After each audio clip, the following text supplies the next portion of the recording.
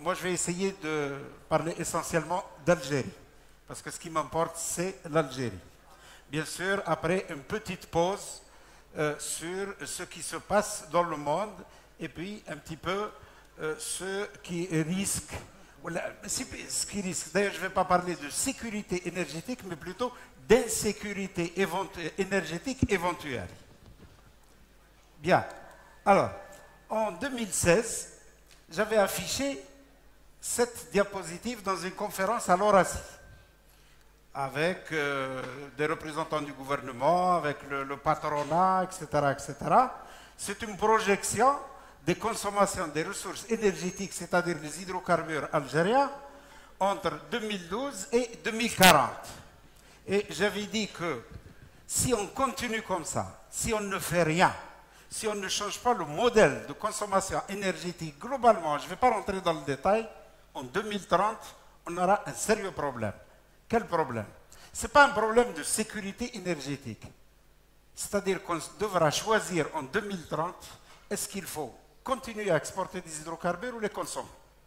Il n'y a pas d'autre solution. On va le voir tout à l'heure. On va le voir avec des chiffres. Et on est exactement dans la même situation. En décembre 2021, le Club Énergie, qui est constitué d'anciens cadres du secteur de l'énergie, nous avons fait un colloque et nous avons fait appel à des experts qui ont exposé pratiquement chacun en ce qui le concerne. Moi, j'étais parmi les organisateurs de ce colloque et on est exactement dans la même situation. Ce que vous voyez ici, c'est pratiquement... là, voilà. Je crois que ça ne marche pas. Ah oui, il y a un pointeur. Voilà, c'est bon. Donc, vous voyez un petit peu, désolé, hein, d'ailleurs, une recommandation à monsieur le recteur de l'université de Sétif, dire un écran un peu plus grand. Ça ne coûte rien. Hein.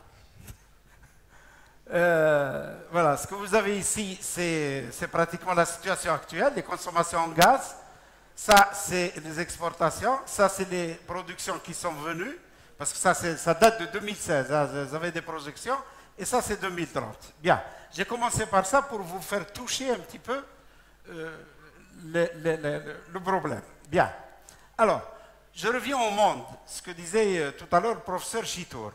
Le contexte énergétique mondial, il y a, quels sont les défis en quelque sorte? Il y a pratiquement 7 problèmes, 7 vulnérabilités. D'abord, il y a eu, comment dirais-je, il y a eu de nouveaux, surtout au cours du début des années 2000, il y a de nouveaux producteurs qui ont introduit énormément de production sur la scène énergétique et ça fait courir un certain risque sur le marché pétrolier. Par la suite, à partir de 2014, il y a la crise pétrolière. Donc, nous avons senti, parce que le baril ayant baissé, et on va voir pourquoi je raconte tout ça. Hein. Tout à l'heure, on va voir les conséquences. Il y a la persistance des crises géopolitiques dont a parlé le professeur Chitour. Il y a la prise de conscience aussi en matière d'épuisement des réserves hydrocarbures dans le monde ainsi que les changements climatiques. Il y a bien sûr le Covid-19 qui a pratiquement changé complètement les modes d'exploitation et une prise de conscience générale pratiquement en matière de changement climatique. Donc, avec toutes ces vulnérabilités, tous ces risques, ça fait quelques années, on dit que le monde, il va vivre une transition vers une nouvelle ère énergétique qui est complètement différente par rapport à celle qui était décrite par M. Chitour. Donc, seulement, après le Covid, il s'est passé autre chose. Le conflit russo-ukrainien. M. Chitour ne s'est pas attardé là-dessus. Mais je dois vous dire une chose. Le conflit russo-ukrainien, il va changer complètement le monde. Le monde qu'on aura en 2023, 2024 et par la suite sera complètement différent du monde actuel qui est pratiquement unipolaire. Il va y avoir un monde multipolaire et dans ce monde-là, l'énergie, elle constituera un paramètre extraordinaire et pratiquement primordial. On le voit d'ailleurs à ce qui se passe actuellement en Europe. On voit par exemple qu'aux États-Unis, le gaz coûtait en 2019 2 dollars à peu près le million de BTU. Aujourd'hui, il est au-dessus de 7 dollars. Il a été multiplié par plus que 3. En Europe, le gaz, même notre gaz, on le vendait à 8 dollars, entre 6 et 7 dollars le mètre cube, le million de BTU, pardon, en 2019, 2018, 2019. Aujourd'hui, bon, évidemment, on continue à le vendre à peu près au même prix parce que c'est des contrats de longue durée, moyen terme plutôt. Tandis que sur le spot, c'est-à-dire sur le marché quotidien, eh bien, le gaz aujourd'hui en Europe, il est autour de 30 dollars le million de BTU.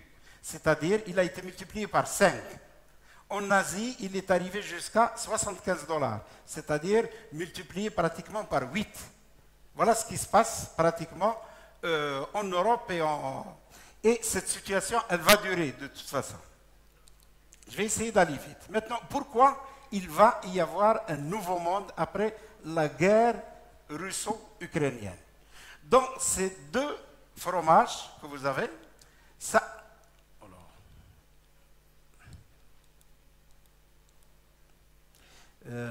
J'arrive pas à contrôler.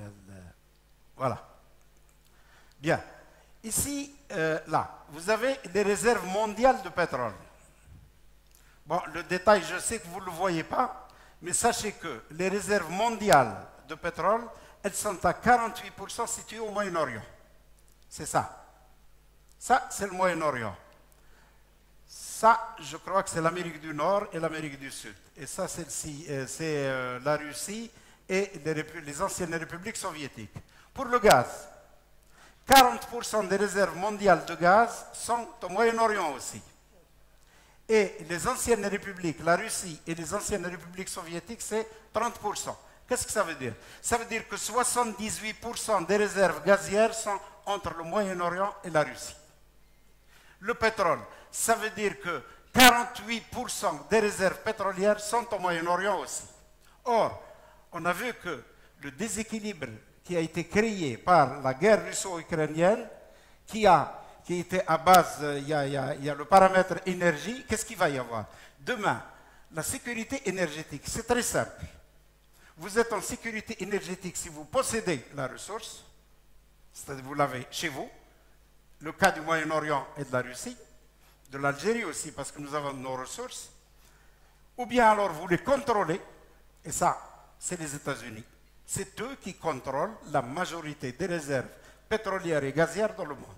Ou bien alors vous avez la possibilité de les acheter, c'est-à-dire vous êtes développé économiquement, vous avez les moyens financiers pour les acheter. C'est le cas par exemple du Japon.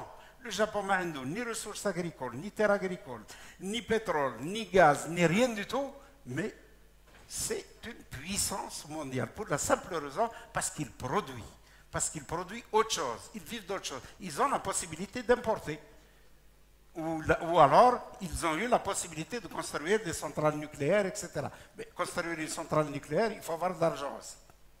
Bien. Alors, pourquoi c'est important l'énergie? Pourquoi ça va être important à l'avenir? Là, vous avez la consommation énergétique primaire dans le monde actuellement.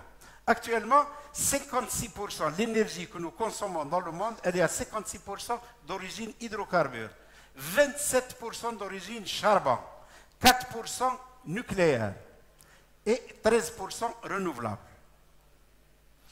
Bon, si on revient un petit peu à ce que disait le professeur Chitour tout à l'heure, que le monde de classe, nous vivons à crédit, moi je doute fort qu'on puisse se passer de ces 56% dans les années à venir. Hein. Ce n'est pas pour demain. Hein. C'est pas pour demain. Il n'y a que 13% de renouvelables actuellement dans le monde. Maintenant, si on voit, par exemple, dans les pays les plus développés, les pays de l'OCDE, eux, ils ont pris de l'avance. Les pays de l'OCDE, eh bien, ils ont 34% de renouvelables. Ils ne consomment dans leur panier énergétique que 30% de gaz naturel, 18% de charbon et 17% de nucléaire. Et le reste, en fait, qui est en retard? C'est les pays en voie de développement ou les pays peu développés. Voilà le gros problème. Donc, il y a deux mondes. Il y a un monde qui est en train de vivre encore à l'ère du bois, ou du charbon, etc. Et un autre qui a déjà pris de l'avance, ce sont les pays de l'OCDE. Alors, donc, le contexte, pour revenir, pour résumer un peu, ça veut dire que les pays développés, eux, Actuellement, ils accordent la priorité à la transition et la sécurité énergétique pour les décennies qui vont venir. Les pays émergents, eux, ils ont une préoccupation aussi liée essentiellement aussi à la sécurité énergétique parce que leur consommation a été multipliée par 2. Elle va être multipliée par 2, pardon, en 2035. Donc, ils ont une force. Les pays émergents, c'est pratiquement c'est la Chine, c'est l'Inde, c'est les pays du BRICS. Et les pays en développement, en voie de développement, dont nous faisons partie, nous, bon, on a une économie malheureusement basée uniquement sur les hydrocarbures, c'est-à-dire la rente. On va le voir tout à l'heure dans le détail. Et par contre, nous devons aussi nous engager dans une transition énergétique, mais on a un problème de financement. Comment faire? Parce que la transition énergétique, c'est bien beau d'en parler. Quand on dit qu'il faut passer aux énergies renouvelables, il faut faire de l'éolien, il faut faire du solaire. Je n'ai rien contre personnellement, là. Mais il faut de l'argent aussi. Il faut de l'argent. Or, l'argent actuellement, celui de la rente, il sert beaucoup plus au développement économique et aux besoins sociaux, etc. Donc, ce n'est pas facile. Il faut de l'argent et il faut du temps. Alors, la transition énergétique, c'est-à-dire dans le monde, c'est très simple. Juste pour résumer, en 2035, de toute façon, les hydrocarbures et le charbon, ben, ils seront toujours à 54 et 23% dans le mix énergétique. Et ça, ce n'est pas mes chiffres, hein, c'est les chiffres des grandes boîtes ou des grands cabinets qui font des analyses. En 2050, le gaz naturel représentera aussi dans le mix 23 à 23%. Il y a jusqu'en 2050 pratiquement. Le gaz sera là, on ne peut pas s'en passer. Le problème que j'avais montré tout à l'heure, c'est que ce gaz-là, 70% du gaz naturel est au Moyen-Orient ou en Eurasie. Et c'est à cause de cela qu'il risque d'y avoir effectivement beaucoup de problèmes et une mutation profonde dans la répartition du monde à cause de la géographie des réserves. Les ressources renouvelables, bien sûr, en 2035, en fonction des pays, ce sera de 25 à 30%, parce que ça croît à raison de 7%, mais il y a un gros défi technologique en matière de stockage, surtout de l'énergie. C'est bien beau d'installer des panneaux photovoltaïques, pour le moment du moins, mais encore faut-il stocker l'énergie pour les jours ou les heures où il n'y a pas d'ensoleillement ou bien il n'y a pas de vent. D'ailleurs, j'ouvre une parenthèse. En 2021, il y a eu beaucoup de problèmes en Europe. Pourquoi? Parce que les éoliennes n'ont pas fonctionné, tout simplement. Et ils n'avaient pas assez de stockage de gaz, et c'est comme ça que le prix a commencé à augmenter, parce que les éoliennes n'ont pas fonctionné, tout simplement. Alors, maintenant, je passe sur ça pour aller vite. En Algérie, je reviens en Algérie. Qu'est-ce que nous avons? Alors, ça, c'est les réserves d'hydrocarbures que nous avons en Algérie. C'est très simple. Oh, pardon. Voilà. En hydrocarbures, voilà, nous avons des réserves prouvées de 4,2 milliards de tonnes équivalent pétrole, c'est-à-dire tout compris. Il y a gaz, pétrole, condensat, etc., GPL et tout. Sur les 7 milliards découverts à ce jour, il ne reste, en 2020, il ne restait que 1,7 milliard de tonnes d'hydrocarbures. En gaz naturel, il ne reste que 2,4 milliards de tonnes en 2020.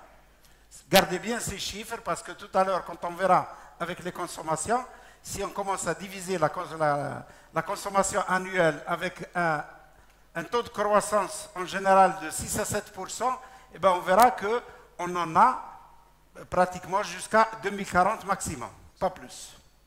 Il y a des hypothèses de découverte, mais il n'y a aucune garantie de découvrir ces réserves-là.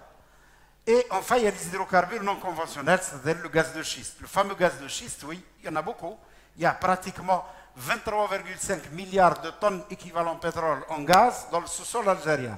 Seulement, il y a des problèmes techniques, il y a des problèmes financiers, il y a des problèmes d'environnement, il y a des gens pour, il y a des gens contre pour leur exploitation. Mais on verra tout à l'heure, le problème n'est pas là.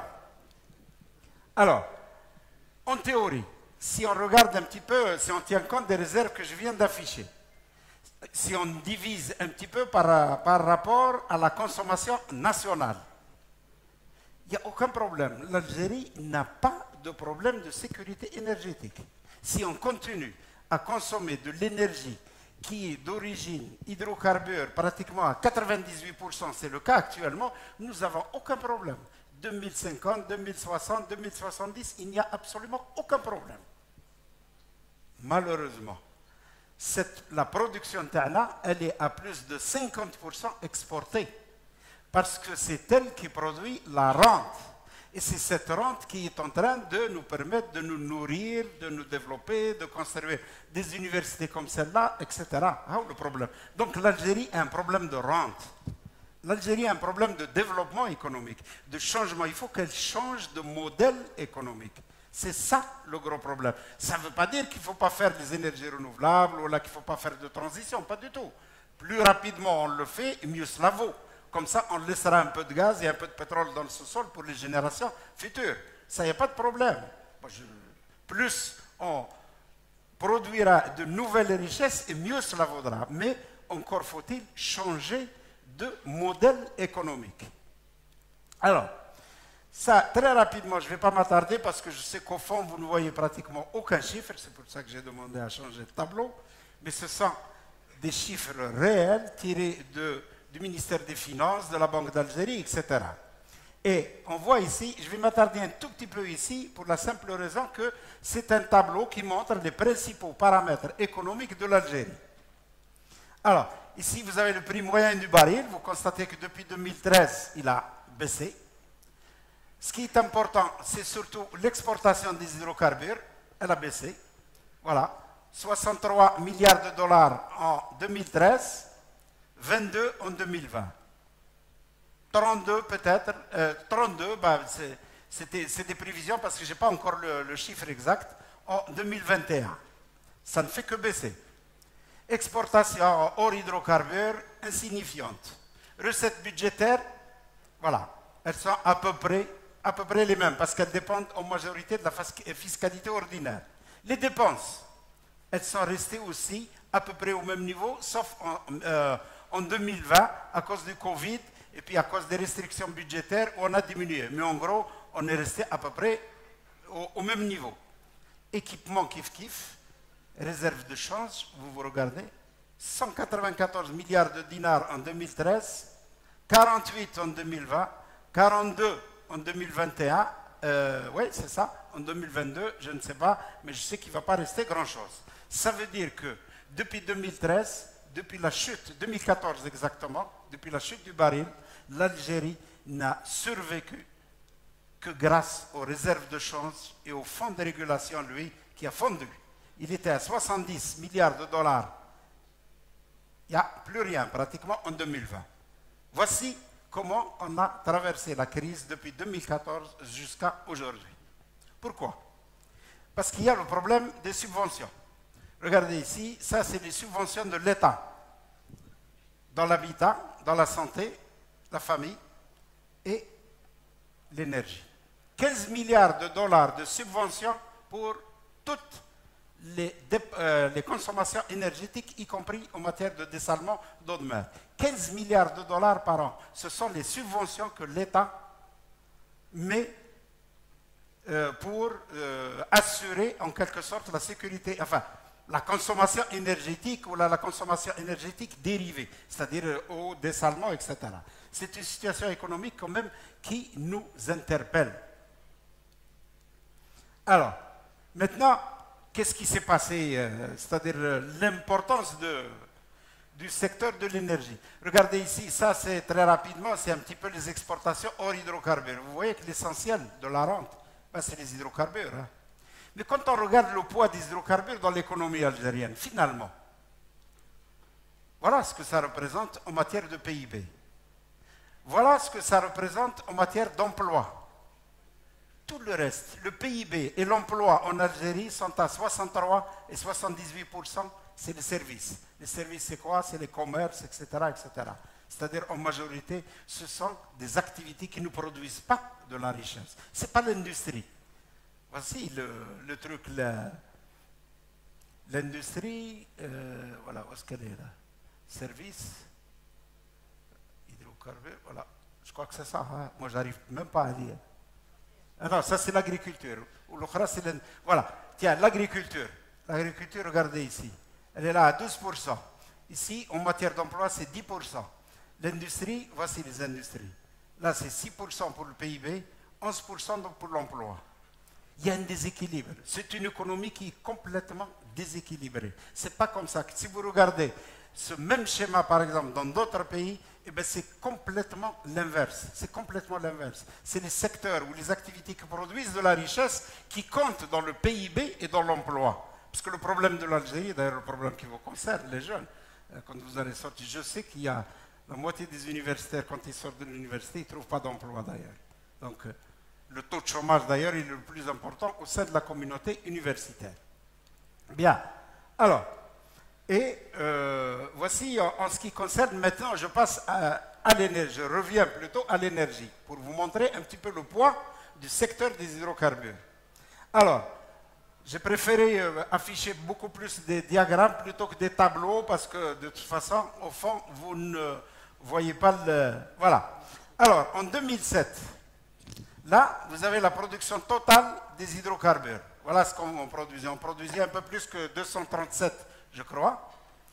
Et la production commercialisée, parce que quand on produit, par exemple, 100 millions, par exemple, de TEP, de tonnes équivalent pétrole, on ne commercialise pas tout.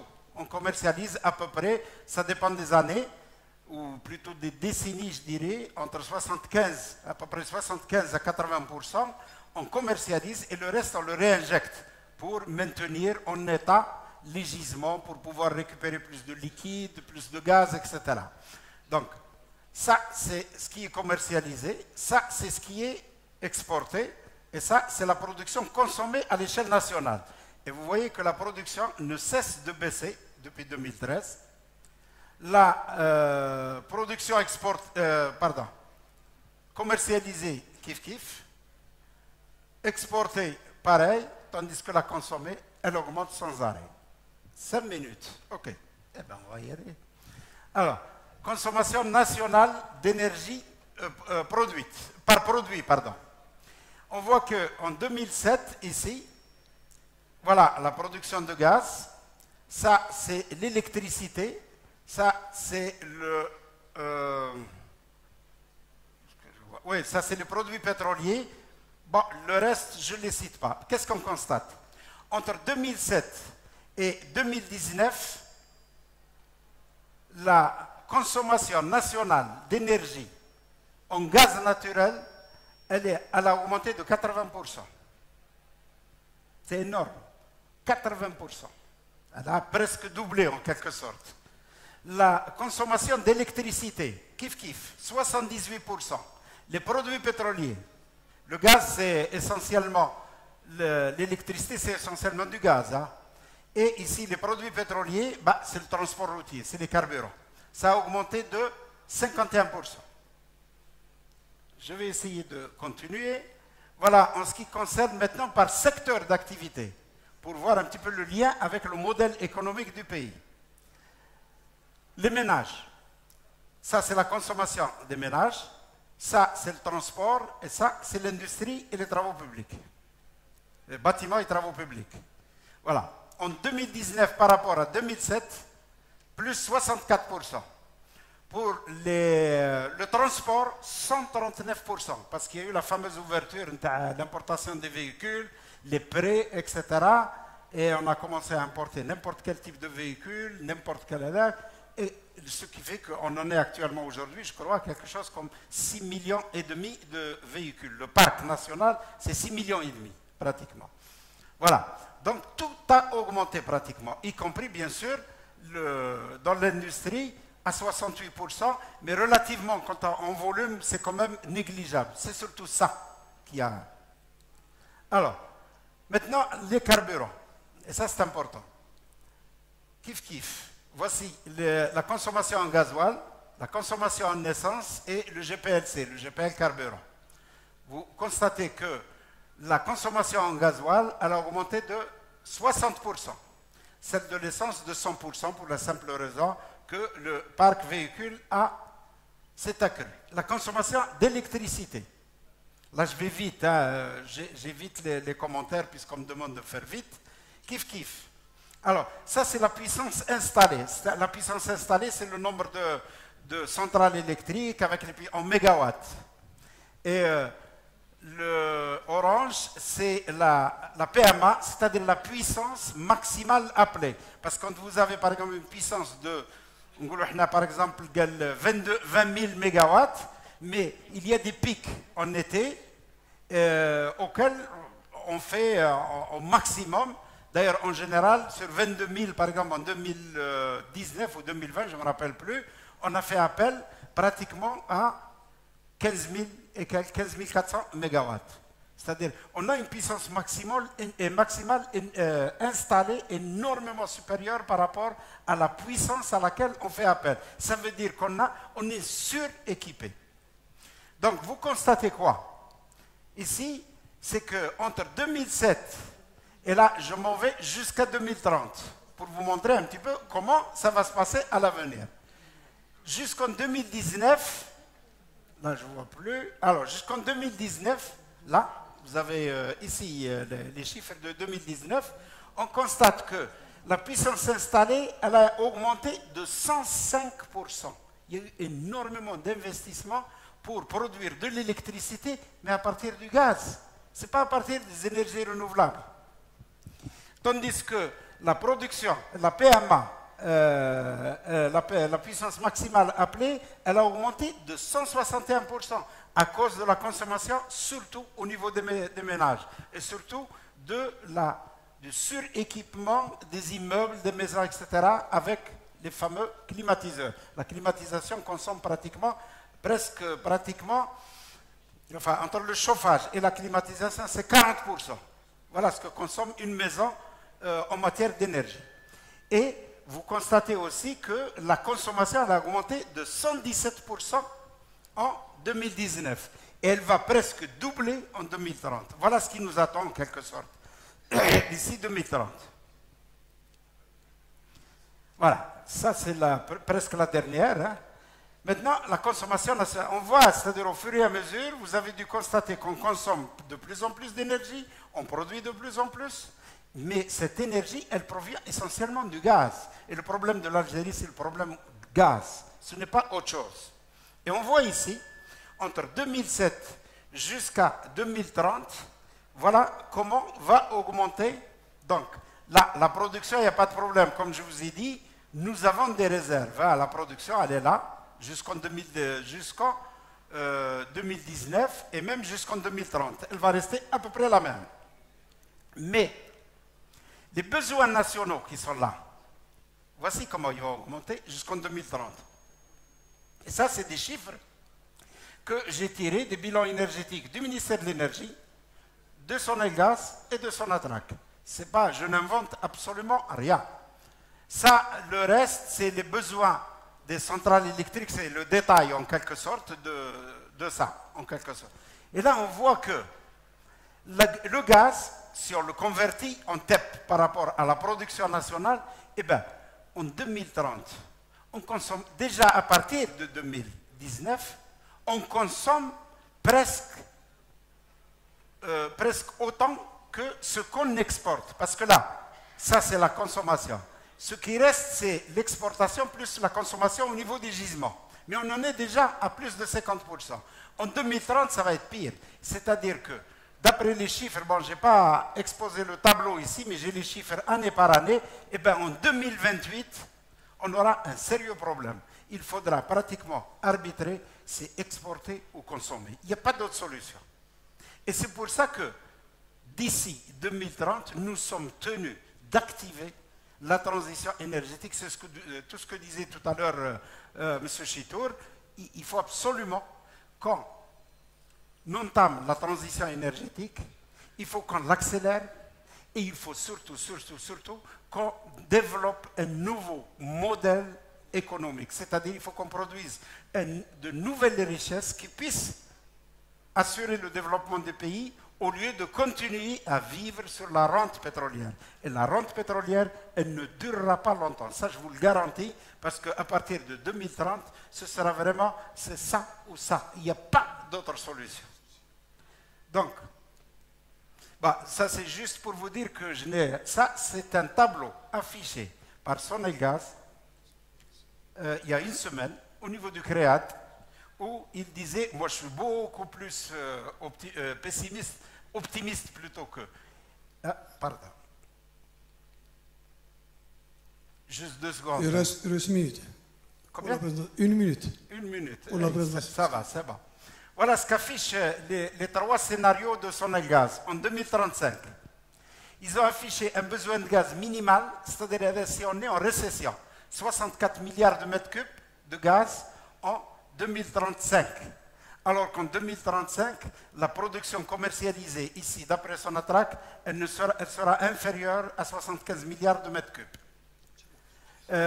Mais ils disent que si dans le modèle moyen, c'est-à-dire avec énergie renouvelable, les 15 000 mégawatts prévus par le ministère, on aura besoin de 85 milliards de mètres cubes. Ça veut dire qu'en 2035, il faudra commencer à importer du gaz.